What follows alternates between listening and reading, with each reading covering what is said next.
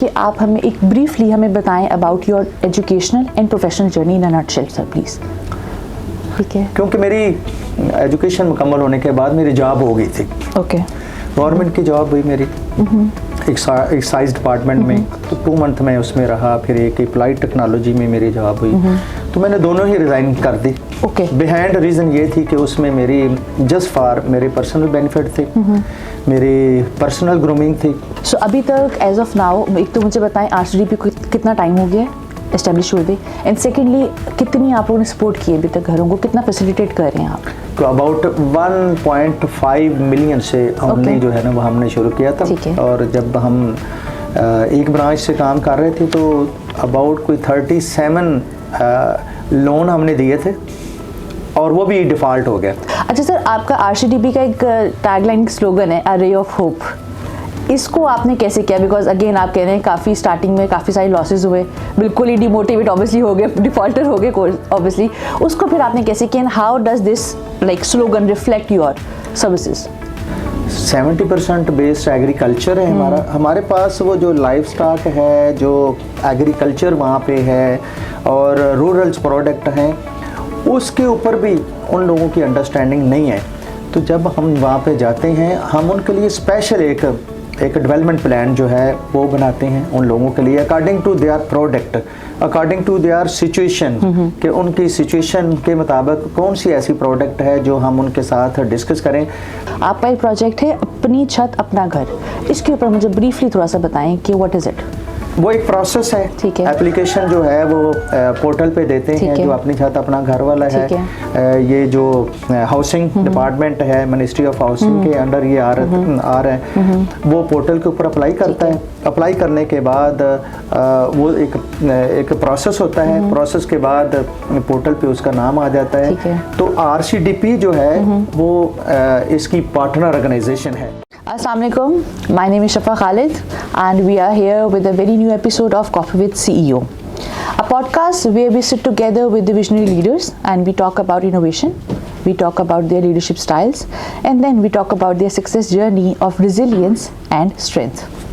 सो आज हमारे साथ एक ऐसे सीईओ हैं जो कि माइक्रो फाइनेंस इंस्टीट्यूशन चला रहे हैं एंड इस यकीन के साथ चला रहे हैं दैट वो पाकिस्तान के पसमानदा लोगों के लिए उनका एक मीनिंगफुल चेंज लेके आ रहे हैं, उनके लिए उनकी ज़िंदगियां बदल रहे हैं। और उनसे हम और जानेंगे आज कि वो और क्या क्या कर रहे हैं। So without any further due please welcome the CEO of rural community development programme mister Mohammad Murtaza Khokar साहब। अस्सलाम वालेकुम सर। वालेकुम सलाम सर, क्या हाल है आपके? Thank you, I am fine, good. चलिए sir, thank you so much for coming to management house. आपने अपने मुश्किल अपने बिजी स्केड्यूल से अपना टाइम निकाला and you have come here. Sir, सबसे पहले विल स्टार्ट विद कि आप हमें एक ब्रीफली हमें बताएं about your educational and professional journey in a nutshell sir please. देखें, मैंने मास्टर इकोनॉमिक्स और मैंने लॉ ग्रेजुएशन की यहाँ यूनिवर्सिटी से।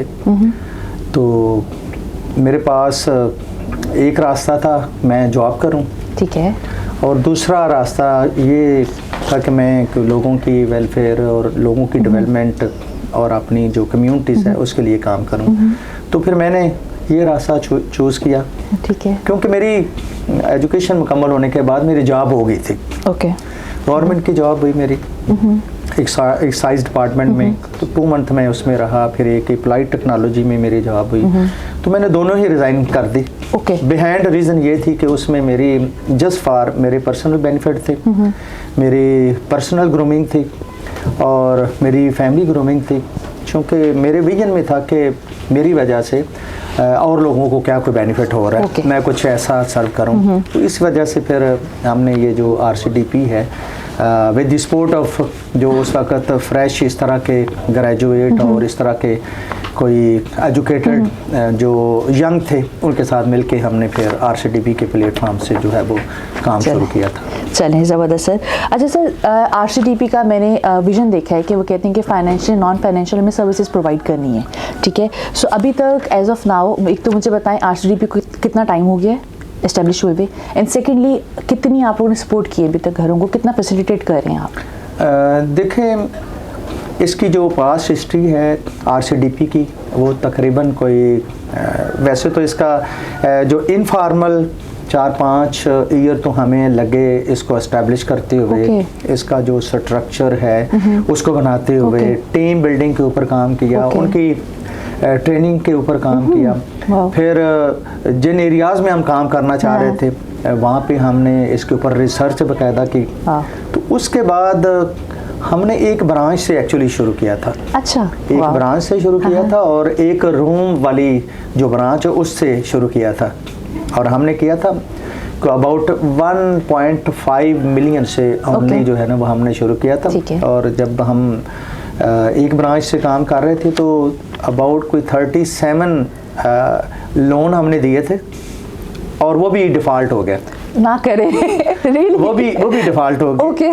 तो बहुत सारी जो मिस्टेक्स हैं, बहुत सारी जो गलतियां होती हैं उस इंसान सीखता है। I agree. तो फिर हम सर जोड़ के बैठे कि अब क्या किया जाए। तो उसके बाद फिर अगला हमने प्लान जो है कि अगले हमने हर साल जो है हमारे 3 ईयर का स्ट्रेटेजिक बिजनेस प्लान होता था। ठीक है। उसके बाद with the passage of time जो है वो हमने अपने प्लान को वो 5 ईयर के बिजनेस प्लान में शिफ्ट किया। तो अब हमारा एक स्टैंडर्ड बिजनेस प्लान होता है जो 5 ईयर की बेस के ऊपर होता है और वो बेस करता है हमारी जो हमारा PMER यूनिट है, planning monitoring evaluation and research department within our company वो है, वो रेगुलर इसके ऊपर जो है वो काम कर रहा होता है। इस वक्त चूँकि पूछ रहे थे आप, जो हमारा ऑपरेशन एरिया है वो पंजाब के 37 डिस्ट्रिक्ट हैं। और वो जो एक रूम से बनाया हुआ या स्टार्ट किया हुआ जो हमारा काम था वो इस वक्त अबाउट 250 उसकी ब्रांचेस हैं। वाओ, माशाल्लाह। और वो जो 1.5 मिलियन PKR से शुरू किया था, अब तक हम कमुलेटिव इस वक्त कोई 105 बिलियंस जो है वो PKR जो है वो फाइनेंशियल सूरत में, नॉन फाइनेंशियल सूरत में 2 मिलियन हाउस होल्ड को वो जो है वो हम सर्व कर चुके हैं। और इस वक्त हमारे जो 2 मिलियन हाउस होल्ड हैं वो तो इसके डायरेक्ट बेनिफिशियरी हैं। इनडायरेक्ट अगर आप देखें तो हाउस होल्ड इस वक्त जो है हमारी जो फैमिली साइज है वो कोई 6 से 7 लोगों के ऊपर होता है। तो उसको आप मल्टीप्लाई कर लें तो RCDP उनको जो है वो सर्व कर चुका है। इंटरेस्टिंग चीज़ इसमें ये है कि जो हाफ पॉपुलेशन है वो पाकिस्तान की हाफ से भी ज़्यादा वो है फीमेल है। तो मेरे अपने लाइफ विजन में ये था कि ये जो फीमेल का जो कंपोनेंट है वो मिसिंग एलिमेंट है। अगर आप इसकी कैलकुलेशन आप करें कॉर्पोरेट सेक्टर में, गवर्नमेंट सेक्टर में, तो वो सारी कोई 3 से कोई 5% जो है वो बनती है। ये मिसिंग एलिमेंट था। तो हमारा पोर्टफोलियो 98% जो है वो फीमेल के साथ है। और वो फीमेल भी स्पेशली 64% जो है वो रूरल एरिया की है। और वो इग्नोर कम्युनिटी थी। वो बिल्कुल आप कह लें कि उनके पास कोई बिजनेस एजुकेशन शायद नहीं थी, उनके पास फाइनेंशियल सपोर्ट नहीं है, कुछ चीजें नहीं है। तो हमने उनको ऑर्गेनाइज किया, उनको मोबिलाइज किया, उनकी कैपेसिटी को इन्हांस किया। तो ये माशाल्लाह इस वक्त 2 मिलियन प्लस लोग हैं, उसमें 98% जो फीमेल हैं।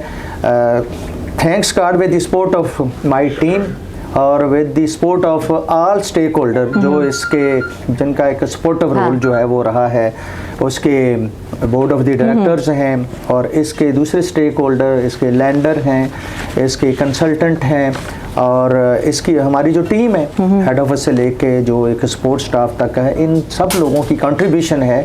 ये जो SME और इस तरह की जो स्मॉल बिजनेस एक्टिविटी है, इन सब लोगों का उसमें रोल है। चलें, ज़बरदस्त सर, सच में इंस्पायरिंग स्टोरी।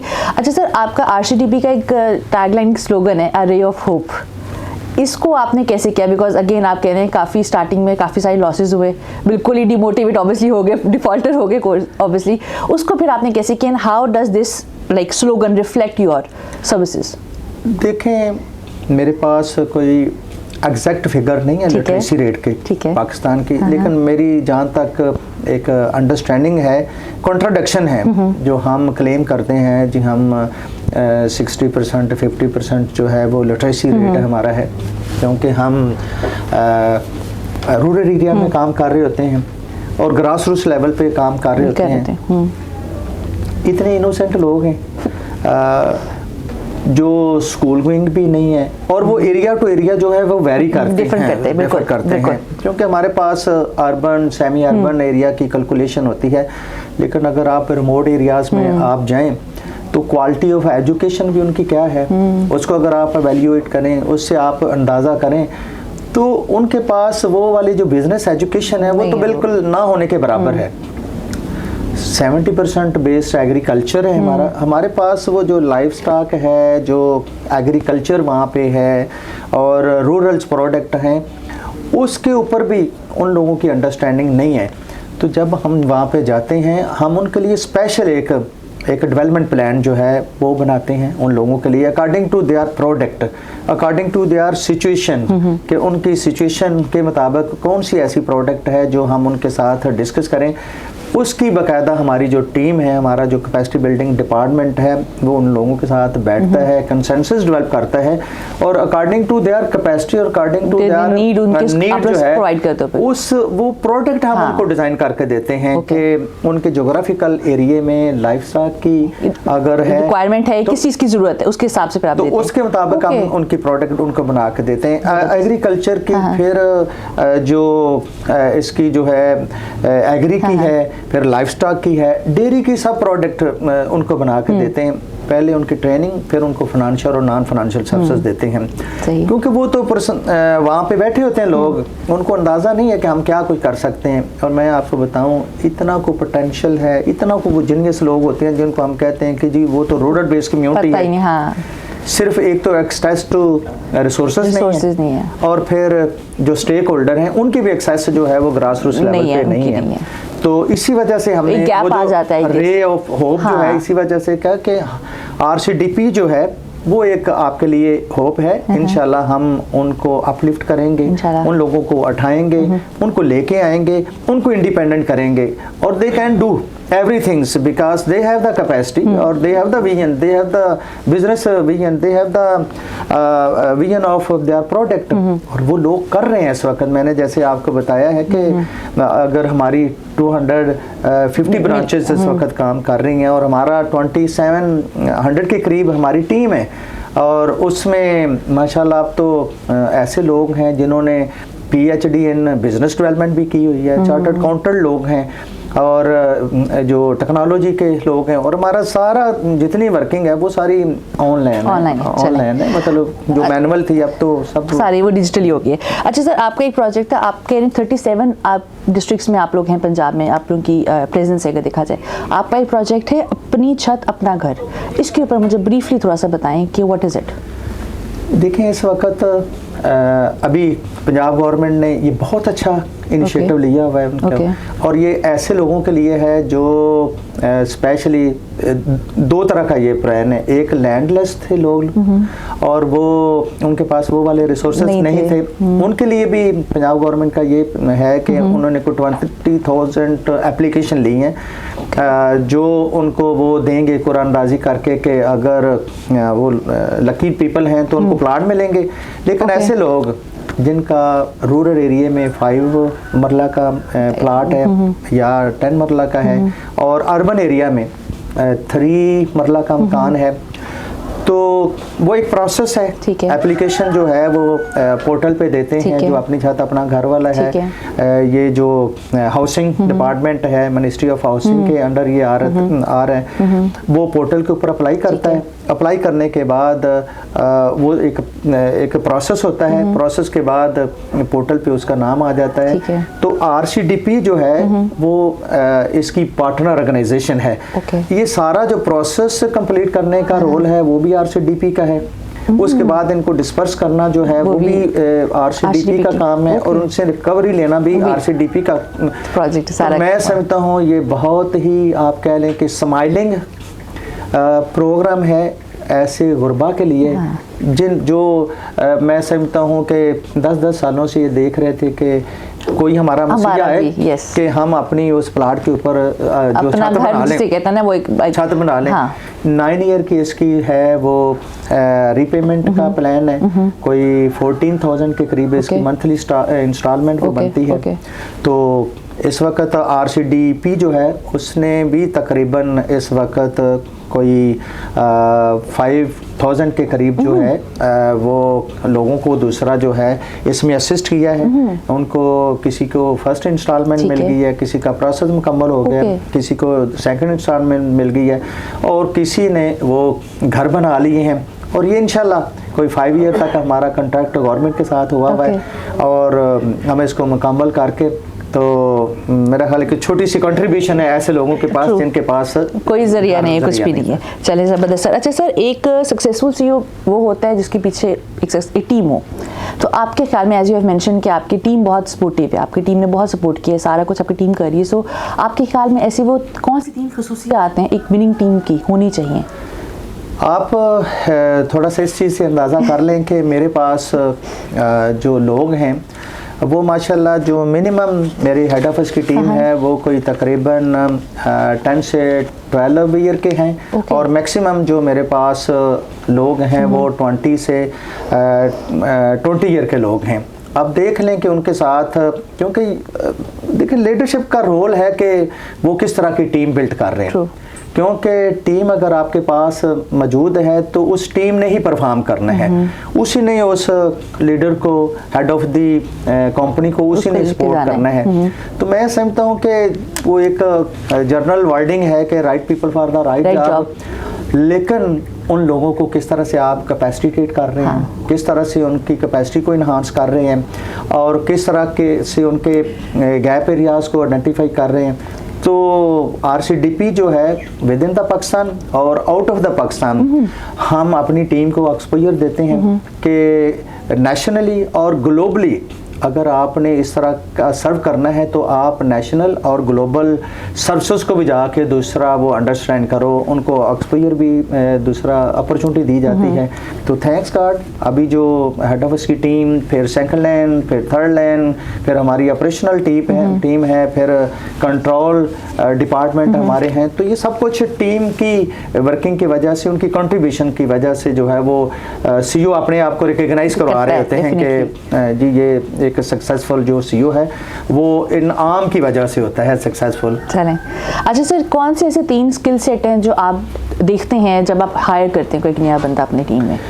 देखें, एक तो है उसकी एकेडमिक, उसकी क्वालिफिकेशन अगर देखें क्या है, ठीक है, फिर उसकी कम्युनिकेशन स्किल क्या है, ग्रेट, और फिर जो रेलिवेंट जिस ऑब्जेक्टिव के लिए, जिस जॉब के लिए आप उसको लेके रहे हैं उसका एक्सपोजर और उसका एक्सपीरियंस रेलिवेंट उसका है, अगर है उसको हम आगेज करते हैं। फर्दर भी हमारी जो उसके साथ ओरिएंटेशन एक सेशन होता है उसका भी कोई 3 मंथ का है, फिर 2 मंथ का है, लेकिन पैरेलल साथ साथ हमारी रेगुलर ट्रेनिंग उसके लिए जो है वो चल रही होती है। वो कभी भी जो ट्रेनिंग वाला सिलसिला है वो रुकता नहीं है। वो अच्छा, इसी पे मैं करूँगी कि एम्प्लॉय ट्रेनिंग डेवलपमेंट को आप काफ़ी इंडोर्स कर रहे हैं कि जी मैं अपने लोगों को ऑब्वियसली एक्सपोजर भी देता हूँ, तो कोचिंग, मेंटोरिंग, ये सब चीज़ें भी आप ही करते हैं या आप लोग आउटसोर्स करते हैं अपनी ऑब्वियसली टीम के लिए? देखें, एक हमारी PMC मीटिंग होती है जो हेड ऑफिस लेवल पे होती है, वो मंथली। एक तो हमारी परफॉर्मेंस रिव्यू होता है, प्रोग्रेस रिव्यू होता है, सही है। हर एक इंडिपेंडेंट डिपार्टमेंट अपनी अपनी प्रेजेंटेशन दे रहे होते हैं। जब प्रेजेंटेशन दे रहे होते हैं तो हमारी होल टीम बैठी होती है और माशाल्लाह वो सारे ही, मैंने आपको बताया, 10 से 15-20 साल एक्सपोजर वाले होते हैं।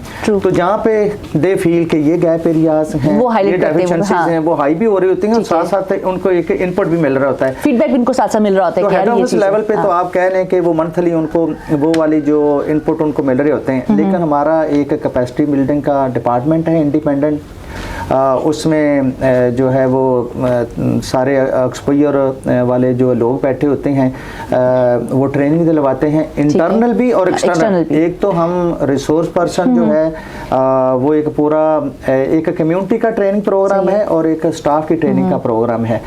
जो इंटरनल ट्रेनिंग है वो तो हमारा जो ट्रेनिंग डिपार्टमेंट है, HID यूनिट जो है वो ट्रेनिंग उनको दे रहा होता है। एक्सटर्नल के लिए हमारे पास बेशुमार अपॉर्चुनिटीज़ होती हैं विद इन द पाकिस्तान। जो रेलिवेंट एक्सपर्टी वाले रिसोर्स पर्सन हैं या कोई ट्रेनर हैं उनको हम उसमें एंगेज करते हैं।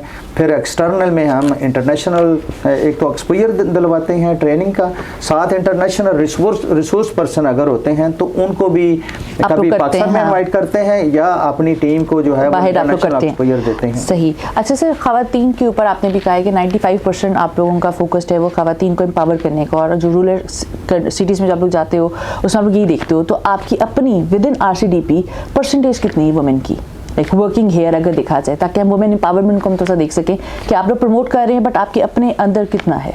देखिए, मैंने आपको बताया कि RCDP जो है वो 64% जो है वो रूरल एरिया में काम कर रहे हैं और इसके बाद सेमी अर्बन और अर्बन एरिया में बताएं। तो हम देखते हैं हमारे पास अवेलेबल अपॉर्चुनिटीज़ क्या है।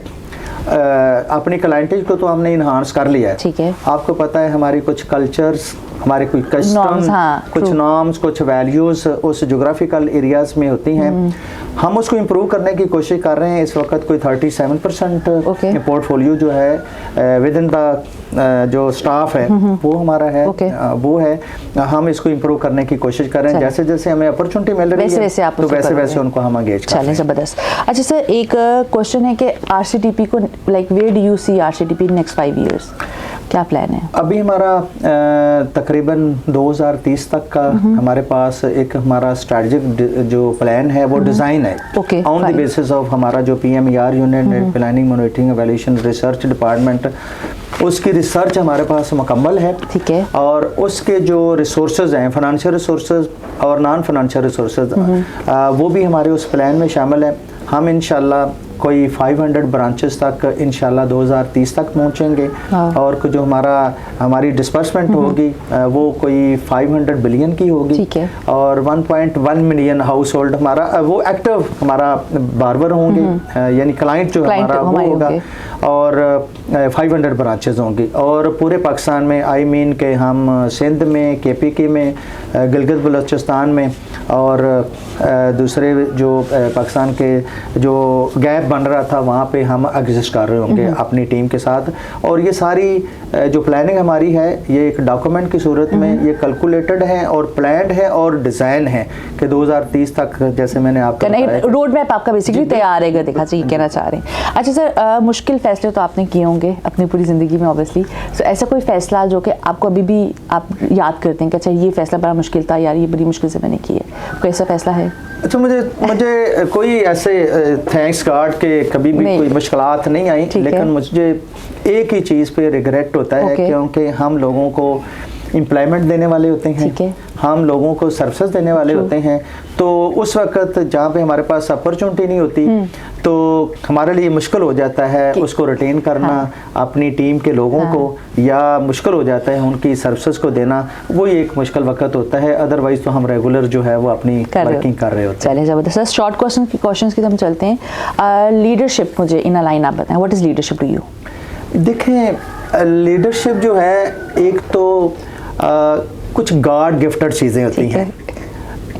आपने देखा हमारे बच्चों में कुछ ऐसी लीडिंग जो एक एक्टिविटी नज़र आ रही होती हैं, तो ये with the passage of time ये गॉड गिफ्टेड चीज़ें हैं। तो आपका जो लाइफ विजन है, लाइफ विजन से जब आपकी एक्टिविटी आप परफॉर्म कर रहे होते हैं ना, तो क्या वो लीडिंग रोल वाली हैं? और आप लीडिंग रोल अगर आपको मिला हुआ है तो आपके जो आउटपुट है उसका इम्पैक्ट अगर कोई पॉजिटिव है, वो सेटिस्फैक्ट्री है, तो आप एक लीडिंग रोल जो है वो परफॉर्म कर रहे हैं। मुश्किल हालात, मुश्किल डिसीजंस आती रहती हैं, वो आती रहती हैं, उनको किस तरह से आप फेस कर सकते हैं, उनको टैकल किस तरह से कर सकते हैं, उसको मैनेज हैंडल कैसे किस तरह से कर सकते हैं, और अपनी कंपनी के लिए और अपनी टीम के लिए जो रिसोर्स मैनेजमेंट है या मुश्किल जो डिसीजन है उसको किस एंगल से आप देख रहे होते हैं, वो एक अच्छा जो लीडर है वो ही कर सकता है। ठीक है। अच्छा सर, रोल मॉडल आपका कौन है? One line. मेरे लिए, चूँकि मेरी फर्स्ट जो ट्रेनिंग थी वो मैंने अख्तर हमीद खान साहब हैं जो अब इस वक्त दुनिया में नहीं हैं, तो उनकी बड़ी कंट्रीब्यूशन है हमारे सोशल सेक्टर में, हमारे डेवलपमेंट सेक्टर में।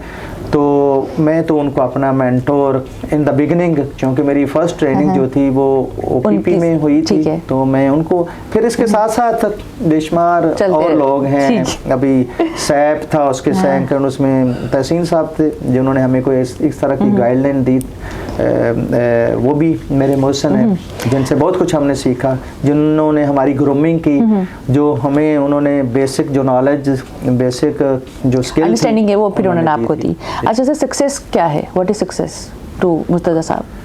देखिए, मैंने आपको बताया कि सक्सेस जो है ना वो वही है कि आपके इनपुट के बाद जो आउटपुट है वो कितना को बेनिफिटेड है, कितना उन स्टेक होल्डर के साथ, स्पेशली जो आपका जो आपकी टारगेट कम्युनिटी जिनको आप सर्व कर रहे हैं, जिनको आप सर्व कर रहे हैं, अगर तो वो पॉजिटिव है तो सक्सेस है, अगर उसका कोई इम्पैक्ट ही वहाँ पे कोई पॉजिटिव इम्पैक्ट नहीं पड़ रहा तो वो आपका फेलियर है, क्योंकि हमारा काम तो लोगों को एम्पावर करना है ना, फाइनेंशियली एम्पावर करना है, हमने उन लोगों को स्किल्ड में एम्पावर करना है, सोशली एम्पावर करना है, तो अगर तो वो एम्पावर हैं तो आपका इम्पैक्ट है। अच्छा, तो सर इसी चीज़ को मैं कनेक्ट कर सकती हूँ हैप्पीनेस के साथ कि अगर एम्पावर कर रहे हैं आप लोगों को तो this is happiness for you, या हैप्पीनेस का कोई और कॉन्सेप्ट है आपका? मेरा तो बिल्कुल बड़ा कंसेप्ट भी क्लियर है और बड़ा विजन भी क्लियर है कि आपने लाइफ में ये डिफाइन कर लिया, डिज़ाइन कर लिया कि मैंने ऐसे लोग जो रिसोर्सलेस हैं, वो दूसरा जिनके पास वो वाले रिसोर्सेज नहीं है, तो आप उनको फाइनेंशियल और नॉन फाइनेंशियल सर्विसेज जब आप देते हैं तो, और वो काम करना शुरू कर देते हैं, उनके फेस की स्माइलिंग मेरी, दिस इज योर हैप्पीनेस। ठीक है।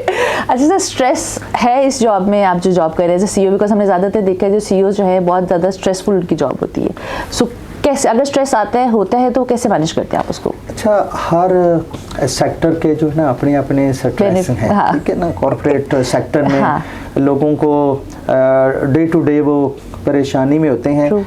इसका तल्लक मैंने पहले भी बयान किया कि वो है आपके लाइफ विजन के साथ। अगर तो आपका लाइफ विजन है कि मैंने लोगों को इकोनॉमिकली, सोशली एम्पावर करना है और आप कर रहे हैं, रेगुलर आपकी सक्सेस है, आपने टारगेट आप अचीव कर रहे हैं, मुझे ज़िंदगी में कभी स्ट्रेस नहीं आया। ठीक है। उसकी वजह यह है कि हमने टारगेट सेट किया हुआ कि हमने हर मंथ 50 लोगों को, सपोज 100 लोगों को एम्प्लॉयमेंट देनी है, हमने कोई 10,000 लोगों को फाइनेंशियल और नॉन फाइनेंशियल सर्विसेज देनी है। अगर वो टारगेट अचीव हो रहे हैं तो आपको क्यों स्ट्रेस आएगा? स्ट्रेस उस वक्त ही आता है, कभी कभी आपको पता है एक नेचुरल फिनोमेना है कि कोई डिज़ास्टर आ गया, तो क्योंकि हमारा काम फाइनेंस के साथ है और फाइनेंस नॉर्मल हालात में ही जो है वो कंटिन्यू हो रहा होता है। अभी पीछे जब ये कोविड आया तो उस वक्त कुछ हालात इस तरह के थे जिसमें कोई स्ट्रेस वाली सिचुएशन थी, अदरवाइज़ हमारा प्लान्ड बिजनेस होता है, प्लान्ड बिजनेस में हमें वो एक्टिविटी परफॉर्म कर रहे होते हैं। टीम अगर अच्छी आपने बना ली है, मैं तो हमेशा कहते हैं, तो आपका स्ट्रेस जो है वो वैसे ही आप स्ट्रेस फ्री हो जाते हैं। तो सर गुस्सा भी फिर नहीं आता अगर टीम अच्छी बन गई है तो एंगर देखें आता है तो आप मैनेज करते हैं, किस तरह करते हैं? जो गुस्सा करते हैं, देखें गुस्सा जो है ना वो आपकी टीम की जो फीलिंग्स है ना उसके ऊपर नेगेटिव इम्पैक्ट जो है ना वो क्रिएट करता है। तो मैं तो समझता हूँ कि और कुछ नहीं तो आपके पास एयर होस्टेस स्माइलिंग तो है, वो आप दें लोगों को, अपनी टीम को दें, अपने कुलीग को दें, लोग बड़े हैप्पी होते हैं, खुश होते हैं। तो वो मेरा ख्याल है कोई सख्त मजाजी जो है ना वो एक ना अच्छे बिजनेस के लिए, अच्छी बिजनेसमैन के लिए ठीक है, ना ही जो हमारे जैसे सोशल सेक्टर उसके लिए रिक्वायरमेंट। अच्छा सर, बुक्स कोई आप 1 या 2 बुक्स बताएं जो आप रिकमेंड करेंगे हमारे व्यूअर्स को सुनने, लाइक उसको पढ़ें उसके लिए? देखें, मैंने तो चूँकि मैं तो अपनी बात करूँगा, सोशल सेक्टर की बात करूँगा, डेवलपमेंट सेक्टर की बात करूँगा, तो इस वक्त तो ये जो है ना जो एक ग्लोबल लाइब्रेरी है तो वो तो हमारी पॉकेट में है, एक गूगल गैजेट है हमारा, और हमारे इस मोबाइल पे भी हैं। तो मैं तो जो अपनी टीम है उसको भी कहता हूँ कि आप दूसरा सोशल सेक्टर और डेवलपमेंट सेक्टर रिलेटेड जो है ना वो बुक्स को वो स्टडी करें। अभी हमारी मैंने मुर्तज़ा नामा अपनी एक ऑटोबायोग्राफी जो है वो मैंने लिखी है दोस्तों की, वो जो एक उन्होंने मुझे फैसिलिटेट किया। इसी तरह वुमेन एम्पावरमेंट के ऊपर है, मैं तो कहूँगा कि उसको स्टडी करें। रूरल डेवलपमेंट के ऊपर है, एग्रीकल्चर डेवलपमेंट के ऊपर है, सोशल मोबिलाइजेशन के ऊपर है। ये बुक्स हैं जो हमारे हैं। पोर्टफोलियो मैनेजमेंट के ऊपर जो है वो बुक्स हैं। इकोनॉमिक अफेयर्स के ऊपर जो है वो है। पीपल मैनेजमेंट जो है उसके ऊपर बुक्स हैं, वो पढ़नी चाहिए। मैं अपने सेक्टर की बात कर रहा हूँ। हालात हाजिरा पे बता रहे कि इस सिचुएशन में जो चीज़ ज़्यादा वायबल है, बेसिकली वो रिकमेंड कर रहे हैं कि इस पे करनी चाहिए। अच्छा सर, लास्ट क्वेश्चन इस पूरे सेशन का इज लाइक कि कोई मैसेज ऑफ होप और ऑप्टिमिज्म जो आप देना चाहते हैं यूथ को, और कैमरे में आपको देखना पड़ेगा। देखें, जो है ना, तरक्की की अगर मैं बात कर रहा हूँ तो ये एक मुसलसल जद्दोजहद का नाम है। एनी पर्सन जो ग्रास रूट्स लेवल से लेके बहुत बड़ा इंडस्ट्रियलिस्ट है, अगर तो उसका तसलसल है मेहनत में, वो रेगुलर और एक जिद्दत के साथ जो है रेगुलर एफर्ट कोशिश कर रहा है, तो उसके लिए कोई तरक्की के मनाजिल तय करना कोई इशू नहीं है। और इसमें डे टू डे पॉजिटिवली आप सोचें कि मैंने अगले दिन क्या कोई न्यू इनोवेशन क्या करनी है, मैंने कोई वैल्यू एडिशन क्या करनी है, मैंने अपनी ही जो प्रोडक्ट है अपनी लाइफ की उसमें कोई वैल्यू चेन किस तरह से करनी है, और मेरे जो डिलीवरेबल हैं वो कितना को पॉजिटिव इम्पैक्ट जो है वो क्रिएट कर रहे होंगे मेरे सराउंडिंग में, जो मेरे साथ स्टेक होल्डर हैं या मेरी इंडस्ट्री के साथ स्टेक होल्डर हैं या मेरी कंपनी के साथ स्टेक होल्डर हैं, तो सक्सेस जो है वो उसको इंश्योर आप कर सकते हैं। चलें, thank you so much sir for coming, it was a lovely having you here. And as always हम कॉफी विद सीईओ जो हमारा पॉडकास्ट होता है उसको हम एक एंड करते हैं एक बात पे, the crux of the session. मेरे तो दो टेक अवेज है सर इस पे। एक तो आपने कहा लीडरशिप इज इनबिल्ट, वो अंदर से होती है, it's not something that you can learn. And secondly, road map अगर आपका डिफाइंड है ना आपको गुस्सा आएगा, ना आपको स्ट्रेस आएगा, ना आपको एंजाइटी होगी, कुछ भी नहीं होगा। सो विद दैट आई से thank you so much sir, and इंशाल्लाह विल बी मीटिंग सून। और जो आपका प्रोजेक्ट इंशाल्लाह आई एम होपिंग कि अगले 5 साल में हम आपसे दोबारा मुलाकात होगी, देन विल सी कि कहाँ तक पहुँचे, देन हम उसको लेके चलेंगे। इंशाल्लाह। Thank you so much. Thank you very much.